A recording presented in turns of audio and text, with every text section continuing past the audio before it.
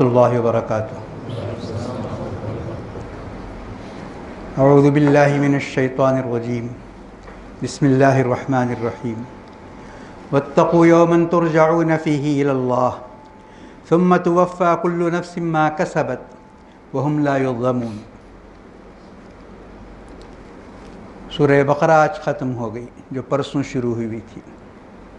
میں نے کہا یہ قرآن کی سب سے لمبی سورت ہے، اور اس کی کچھ خصوصیتیں بھی آپ کے سامنے بتائیں کہ سب سے لمبی آیت بھی اسی صورت کے اندر ہے، سب سے لمبی آیت۔ حالانکہ قرآن شریف کے اندر چھوٹی چھوٹی آیتیں بھی ہیں، جیسے والعصر ہے، یہ بھی ایک آیت ہے، لیکن اس میں پوری ایک صفحے سے بڑھ کر ایک آیت ہے، یہ ایک آیت۔ اور پھر اس میں آیت الکرسی ہے، جس کی بڑی فضیلت ہے۔ اور ایک آیت جو اب میں نے آپ کے سامنے پڑھی ہے، یہ سب سے اخیر میں نازل ہوئی۔ ہم سب کو معلوم ہے سب سے پہلے کون سی آیت نازل ہوئی، یہ سب کو معلوم ہے، اقرأ بسم ربک الذی خلق، یہ سب سے پہلے نازل ہوئی۔ اور سب سے اخیر میں کون سی آیت نازل ہوئی، وہ سورہ بقرہ کے اندر ہے، وہی آیت جو میں نے آپ کے سامنے پڑھی، واتقوا یوما ترجعون فیہ الی اللہ ثم توفی کل نفس ما کسبت وہم لا یظلمون۔ دونوں میں تعلق کیا ہے آپ یہ دیکھیے کہ انسان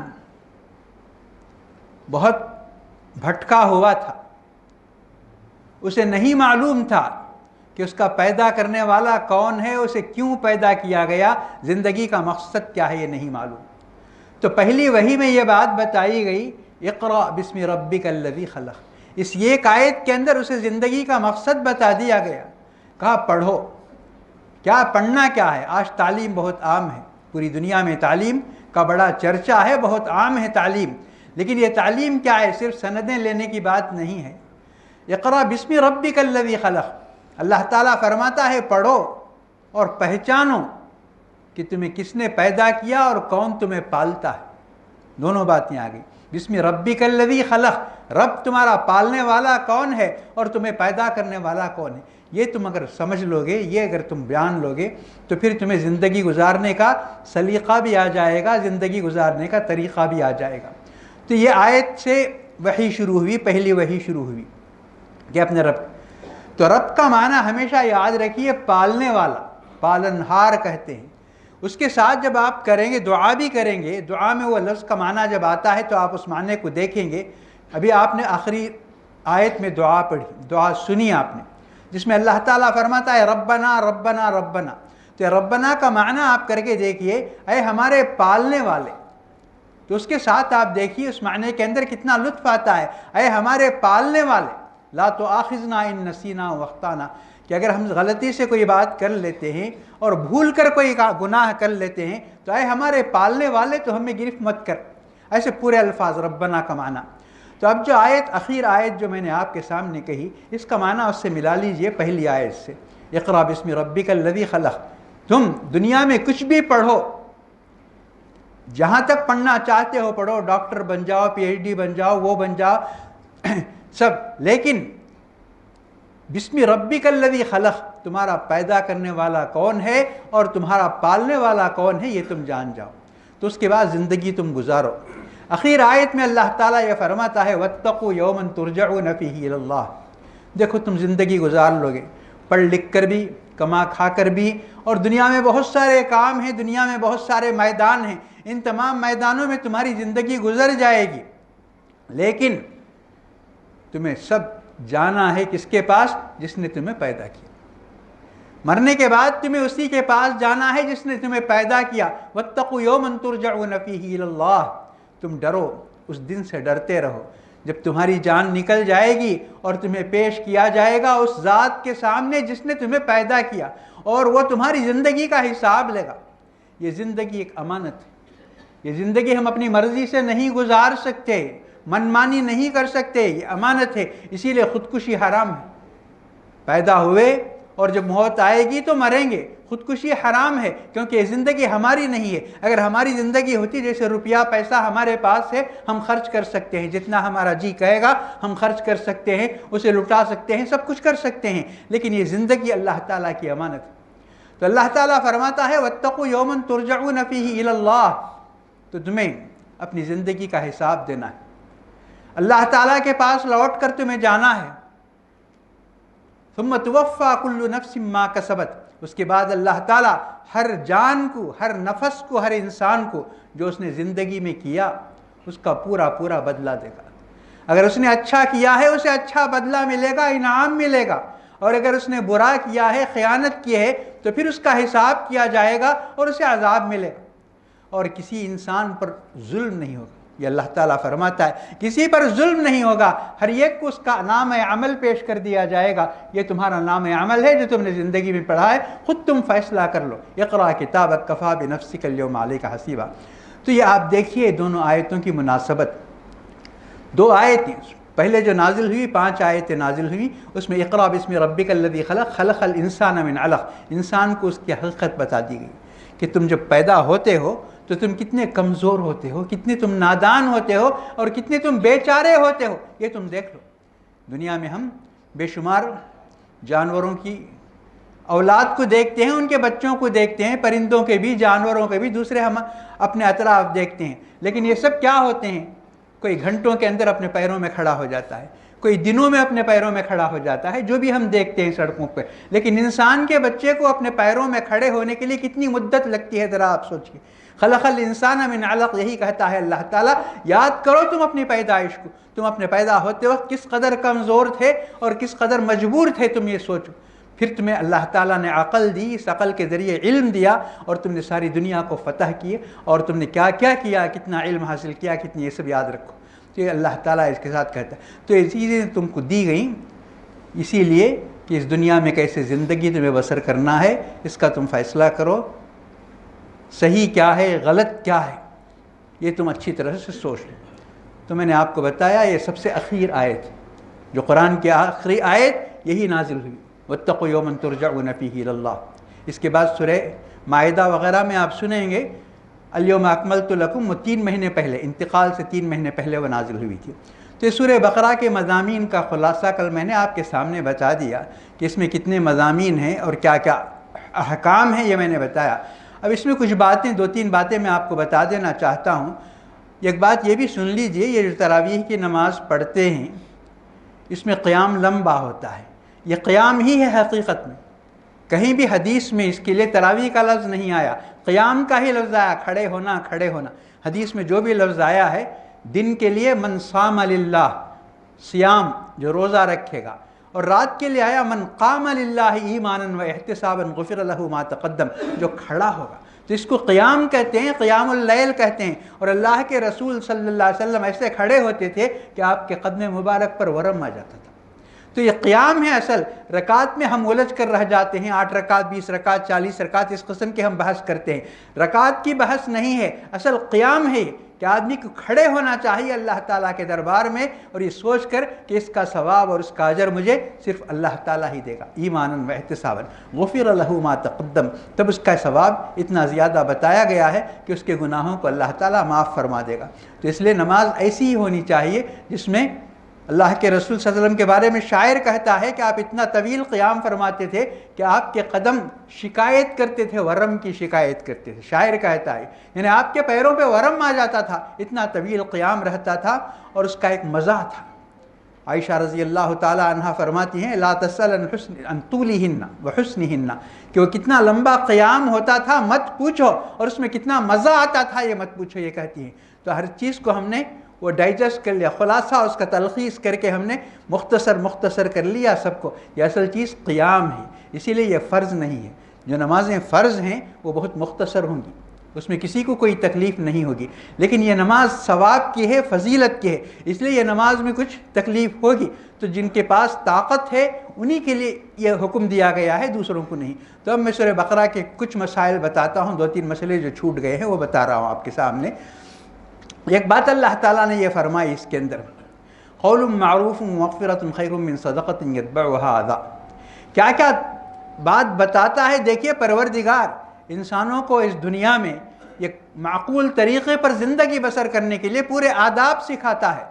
صدقات و خیرات پر بہت زور دیا، بہت زور دیا۔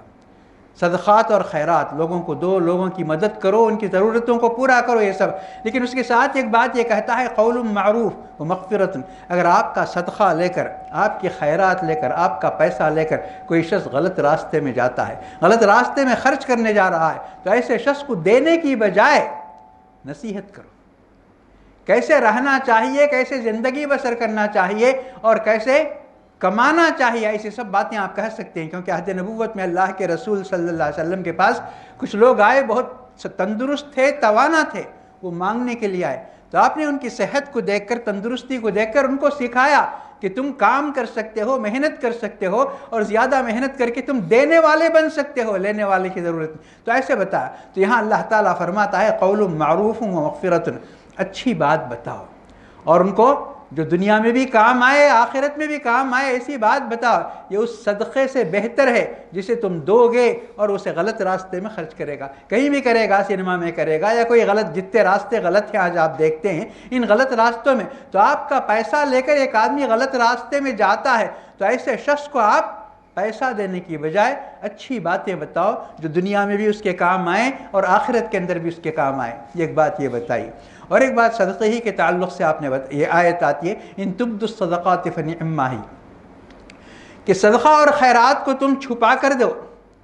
حدیث میں اللہ کے رسول صلی اللہ علیہ وسلم نے فرمایا اس طرح چھپا کر دو کہ داہنا ہاتھ جو خرچ کرتا ہے اس ہاتھ کو اس کا پتہ نہ چلے، یہ آپ نے فرمایا. تو ایک ایسا ہے، اور اس کا بڑا ثواب بتایا، بڑا مرتبہ بتایا، ایسا دینے والے کو عرش کے سائے میں جگہ ملے گی، یہ سب باتیں بتائی گئی. لیکن یہاں اس ایک آیت میں اللہ تعالیٰ فرماتا ہے ان تبدوا الصدقات، کہ تم کھلم کھلا بھی دو اور تم چھپا کر بھی دو. تو اس کا معنی اور مطلب مفسرین نے یہ بتایا، اور ہم بھی اپنی عقل سے یہ سوچ سکتے ہیں، کیونکہ قرآن شریف سوچنے کی دعوت دیتا ہے، غور و فکر کی دعوت دیتا ہے. تو ایک آدمی ہے جو مانگتا ہی رہتا ہے، تو اس کو آپ سب کے سامنے دو تاکہ لوگوں کو پتہ چل جائے کہ اس کی یہ عادت ہے، معلوم ہو جائے. اور ایک آدمی ایسا ہے جو مانگتا نہیں ہے اور شرمندہ ہو جاتا ہے کوئی اسے دیتا ہے، ایسے آدمی کو تم چھپا کر دو. یہ بات بھی مفسرین نے لکھی ہے. اور دوسری بات یہ لکھی ہے کہ جو زکوٰۃ ہے یہ کھلم کھلا دینا چاہیے، باقاعدہ اس کا حساب ہوگا، پورا اس کا حساب ہوگا زکوٰۃ کہ آپ نے کتنا دیا، اس کی رسید لیں گے آپ بیت المال سے زکوٰۃ کی. اور جو صدقہ ہے زکوٰۃ کے علاوہ صدقہ، یہ چھپا کر دینا چاہیے، یہ بھی معنی اس کا ہے. دوسرا معنی جو میں نے آپ کو بتایا کہ کوئی آدمی عادت ہے تو اسے تم کھلم کھلا دو، اور کوئی آدمی شرمندہ ہوتا ہے لینے سے تو اس کو تم چھپا کر دو. تو یہ احکام تھے سورہ بقرہ کے، جو میں نے آپ کے سامنے مختصر طور پہ اس کی فہرست بتائی اور اس سے کچھ احکام آپ کے سامنے بتائے. اور آخری آیت دعا کی آیت تھی، آپ نے سنا کہ اس دعا میں اللہ تعالیٰ سکھاتا ہے، پروردگار یہ دعا ہمیں سکھاتا ہے لا یکلف اللہ نفسا الا وسعها لها ما کسبت وعلیہا ما اکتسبت ربنا لا تؤاخذنا ان نسینا او اخطانا ربنا ولا تحمل علینا اصرا کما حملته علی الذین من قبلنا. اے ہمارے پالنے والے، ہر جگہ معنی آپ اس طرح کیجئے، اے ہمارے پالنے والے، ہم کو ہماری طاقت سے بڑھ کر کوئی حکم نہ دے، طاقت سے بڑھ کر. اور آپ جانتے ہیں رمضان کے بارے میں کہ اللہ تعالیٰ نے روزے کا حکم دے کر کس کس کو معاف کیا یہ بھی آپ جانتے ہیں. اور فرمایا ان پر روزہ نہیں ہے، ان پر روزہ نہیں ہے، یہ سب بتانے کے بعد فرمایا یرید اللہ بکم اليسر ولا یرید بکم العسر. فرمایا اللہ تعالیٰ تم کو تکلیف اور مشقت میں نہیں ڈالنا چاہتا ہے، تم کو آسان احکام دیتا ہے جسے تم برداشت کر سکتے ہیں. تو اس صورت کے اخیر میں یہ دعا سکھاتا ہے لا تؤاخذنا ان نسینا واخطانا ربنا ولا تحمل علینا اصرا کما حملته علی الذین من قبلنا ربنا ولا تحملنا ما لا طاقت لنا به. اے ہمارے پالنے والے تو ایسا کوئی حکم ہمیں مت دے جسے اٹھانے کی، جسے برداشت کرنے کی، جس پر عمل کرنے کی ہمیں طاقت نہیں ہے. خود اللہ تعالیٰ سکھاتا ہے، احکام وہی دیتا ہے، یہ کرو یہ کرو، لیکن کہتا ہے تم یہ دعا کرو اپنے پالنے والے سے کہ ایسا حکم مت دے، ایسا کوئی مسئلہ ہمارے پاس مت لا. واعف عنا واغفر لنا وارحمنا. پھر اس کے بعد ہم سے کچھ غلطی ہو جاتی ہے، غفلت ہو جاتی ہے، تو اسے سب معاف فرما اور اس پر ہماری گرفت نہ مت پکڑ، یہ سب سکھایا. تو اس پر یہ صورت ختم ہوتی ہے. اس کے بعد جو صورت آج تلاوت کی گئی اس کا تھوڑا حصہ تلاوت کیا گیا آل عمران کا. تو میں یہاں ایک بات آپ کے سامنے یہ بتانا چاہتا ہوں کہ بیان تو آپ سنتے ہیں، اور یہ بیان اسے مختصر کر لیا جا سکتا ہے. 10 منٹ 15 منٹ مختصر کر لیا جاتا، لیکن تراویح وہ اسے مختصر کر نہیں سکتے، جیسی ہے آپ ذرا تکلیف ہوگی برداشت کیجئے۔ اگر آپ کو واپسی میں کوئی مسئلہ ہوتا ہے سفر کا، ٹرانسپورٹ کا، تو بیان کو مختصر کر لیا جا سکتا ہے، لیکن بیان کی اصل ایک روح میں ایک بات یہ بتاؤں گا آپ کو، ہر پارے سے یا ہر سورے سے چن کر کہ ہمیں کچھ دعائیں یاد کرنا چاہیے، یہی سمجھے حاصل ہے۔ بیان میں ہم بہت سی باتیں کہتے ہیں، آپ کتنے ایسے سمجھتے ہیں، کتنا یاد رکھنا ہے، یہ مشکل ہے۔ مثلا سورہ فاتحہ، اس میں یہ ایک آیت آپ یاد رکھ لیجئے، دعا ہے وہ، اہدنا الصراط المستقیم۔ اس کو ہمیشہ پڑھیے، یاد رہے گی، سب کو بھی یاد رہے گی، لیکن اس کے معنی اور مطلب کو سمجھ کر اہدنا الصراط المستقیم، ہمیشہ آدمی کو تڑپ رہنا چاہیے، تلاش رہنا چاہیے، سیدھی راہ کون سی ہے۔ اس کی تڑپ جب تک نہیں ہوگی، آدمی زمانے کے ساتھ چلتا رہے گا۔ اللہ تعالیٰ نے فرمایا کہ ایک ہی راستہ جنت کو لے جانے کا ہے، سیدھا راستہ ہے، اور بے شمار جو زمین میں راستے ہیں، ان راستوں میں اگر تم بھٹک جاؤ گے اور پھر تم جنت میں نہیں جا سکو، تو ہمیشہ اہدنا الصراط المستقیم، یہ سورہ فاتحہ کی دعا ہے۔ پھر سورہ بقرہ کی ایک دعا کل میں نے آپ کے سامنے بتائی، ربنا تقبل منا انک انت السمیع العلیم۔ یہ دعا بھی سب کو یاد ہوگی، چھوٹی چھوٹی دعائیں ہیں، قرآن کی دعائیں آپ دیکھیں گے بہت چھوٹی ہوتی ہیں، تاکہ ہر مسلمان کیا بھی کچھ بھی اس کی عمر ہو وہ اسے یاد رکھے، ربنا تقبل منا انک انت السمیع العلیم۔ اور آج سورہ آل عمران میں ایک دعا آئی شروع میں، اس کو بھی آپ یاد رکھیے، یاد کرنے کی ضرورت ہے، ربنا لا تزغ قلوبنا بعد اذ ہدیتنا۔ یہ بہت ضروری ہے، کیونکہ رمضان میں ہمارے اندر نیکی آتی ہے، ہم سیدھی راہ پر آتے ہیں، ہماری خواہش ہوتی ہے قرآن سنیں، قرآن پڑھیں، خیر خیرات کریں، نیکی کریں، ایسی بہت سی باتیں ہمارے اندر پیدا ہوتی ہیں، لیکن جیسے ہی شوال کا چاند نظر آتا ہے ہم پرانی زندگی کی طرف لوٹ کر چلے جاتے ہیں۔ حالانکہ رمضان جاتا ہے تو فرض روزے ختم ہوتے ہیں، نماز تو ختم نہیں ہوتی، نماز ہمیشہ کے لیے ہے۔ تو جتنی بھی ہم نے نیکی کی تھی، اس نیکی کو باقی رکھنا ہے، تو اس نیکی کو باقی رکھنے کے لیے یہ دعا، ربنا لا تزغ قلوبنا بعد اذ ہدیتنا، اے ہمارے پروردگار، اے ہمارے پالنے والے، ہم کو ہدایت ملی تھی اس مہینے میں، ہم نے اچھے اچھے کام کیے، اب اچھے کام کرنے کے بعد یہ مہینہ تو ختم ہو گیا، لیکن وہ اچھی باتیں اور وہ اچھے کام ہمارے ساتھ باقی رہیں۔ اس دعا کا معنی ہے لا تزغ قلوبنا بعد اذ ہدیتنا وہب لنا من لدنک رحمہ، اور تو اپنی جانب سے ہمیں رحمت عطا فرما، توفیق عطا فرما، انک انت الوہاب۔ یہ ایک دعا ہے۔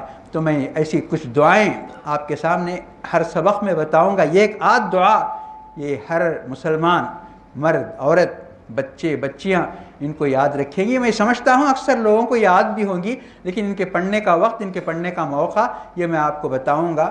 تو پھر انشاءاللہ کل جب سورہ آل عمران ختم ہوگی تو میں پوری صورت کا خلاصہ آپ کے سامنے پیش کروں گا۔ میں اللہ تبارک و تعالیٰ سے دعا کرتا ہوں کہ اللہ تعالیٰ ہم سب کو کہنے اور سننے سے زیادہ عمل کرنے کی توفیق عطا فرمائے۔ اللہ تعالیٰ ہمارے مسائل حل فرمائے، ہمارے تمام مرحومین کی مغفرت فرمائے، اور ہمارے تمام بیماروں کو صحت عاجلہ اور شفاء کاملہ نصیب فرمائے، اور ہمارے جو پریشان حال ہیں ان کی پریشانیوں کا اللہ تعالیٰ خاتمہ فرمائے، اور ساری دنیا کے مسلمانوں کو عزت کی اور سربلندی کی زندگی نصیب فرمائے، اور ان کی زندگیوں میں امن، چین اور سکون عطا ہو، اور اللہ تعالیٰ ہمیں زمین کی ہر آفت اور آسمان کی ہر مصیبت سے ہم سب کو محفوظ رکھے۔ ربنا تقبل منا انك انت السميع العليم وتب علينا انك انت التواب الرحيم وصلى الله تعالى وسلم على خير خلقه سيدنا محمد وعلى آله واصحابه اجمعين برحمتك يا ارحم الراحمين والحمد لله رب العالمين۔